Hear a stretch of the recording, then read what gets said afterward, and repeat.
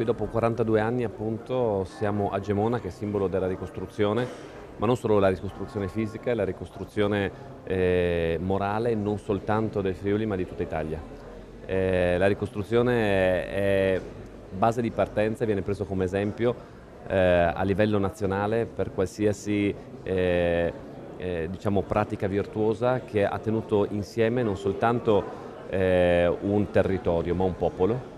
E da questo a me piacerebbe che fosse lo stesso spirito che guidi la futura amministrazione regionale.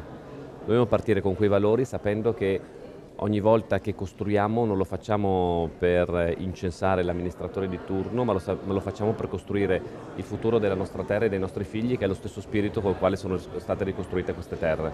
Quindi da questo noi vorremmo prendere esempio e cercare in modo molto umile, però di riprendere lo spirito che ha permesso a Friuli di diventare esempio internazionale per ricostruire un territorio e un popolo.